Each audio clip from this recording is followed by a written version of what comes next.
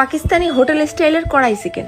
যারা পোল্ট্রি মুরগির গোশ দেখলি নাক ছিটকায়, তাকে ঠিক এরকম করে মুরগি রেঁধে দিলি গরু রেখে মুরগি খাতি বাধ্য। দেখে মনে হচ্ছে না যে কত না জানি মশলা দিয়ে, অথচ কোন রকম মশলা ছাড়া শুধু কাঁচা ঝাল দিয়ে রান্না। বিশ্বাস হচ্ছে না? তো চলো দেখাই দিই। হাড়ালা গোশাও নিয়ে নিছি 3 পোয়া খানিক পোল্ট্রি মুরগি। খানিকটা নুন দিয়ে আবার চটকায় চটকায় মাখায় রেখে দিলাম, নুনটা ঢুকুক। এই রান্দায় কোনো মশলা যেহেতু যাবে না, টমাটোমের পরিমাণটা কিন্তু বেশি দিতে হবে না। নিয়ে নিছি প্রায় 6-7টা দেখে লাল টুসটুসে টমাটো, ফালি করে কেটে নিলাম।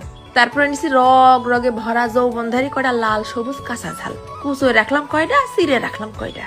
তারপর একটা ব্লেন্ডারের মধ্যে 2টো পেঁয়াজ ফালি, 5 কোয়া রসুন আর একটু এক টুকরা আদা দিয়ে ব্লেন্ড করে রাখিছি।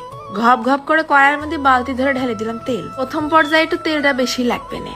তারপরে ওই নুন মাখানো মুরগিটা তেলের মধ্যে ছেড়ে দিয়ে আচ্ছা করে ভেজে নেব। যে এরকম লাল লাল কালারটা ঠিক রাবিশ রাবিশ হয়ে গেছে, তখনই তেল ছেঁকে ছেঁকে আবার মুরগিটা তুলে রেখে দিলাম। আর বাকি তেলটুক উঠে রেখে দিলাম। এরপর তেল কুমাই নিয়ে অল্প তেলের মধ্যে মুরগিটুক ছেড়ে দিয়ে ফার্স্টে দিলাম ওই কাঁচা ঝাল কুচিটুক। এরপর ওই পেঁয়াজ রসুন বেটে রাখিলাম না, ওখান থেকে নাম মাত্র 1 টেবিল চামচের মতন ফেলাই দেবো শুধু। এরপরে দিয়ে দেবো ওই টমাটোর ফালিগুলো।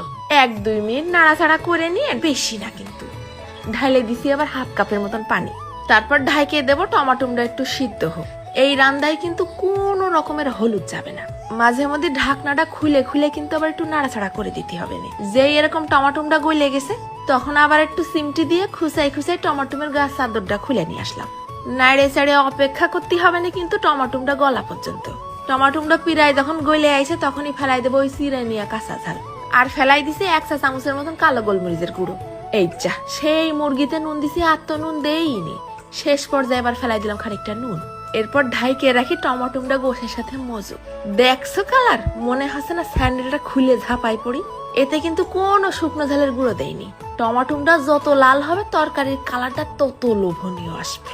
পাকিস্তানের হোটেলে এই কড়াই চিকেনটা তো সার্ভ করে রুটি দিয়ে, কিন্তু আমি খেলাম ভাত দিয়ে। আমরা বাঙালি মানুষ ভাত ছাড়া স্বাদ বুঝি না। এত টেস্টি, বুঝাই যাচ্ছে না এর মধ্যে টমাটো দিয়া। আর যেহারে কাঁচা ঝাল মারা হয়েছে, ঝাল হয়েছে সেরাম বাবা, কোন রকম জিরে গরম মশলা ছাড়া। তারপরও যে এত মজা লাগবে, শুধু গোশ রান্দারও যে আলাদা একটা স্বাদ আছে, তাই এইরকম করে না খালি বোঝা যাবে না। যারা একেবারে এই পোল্ট্রির গোশ ছুটি চায় না, নাক ছিটকই, তাদের জন্য এটা হবে একটা বেস্ট রেসিপি। বুঝাই যাচ্ছে না পোল্ট্রি মুরগির গোশ ভাইজে নিছি না, মুরগিটাও একেবারে গরুর গোশের মতন আশ লাগতেছে।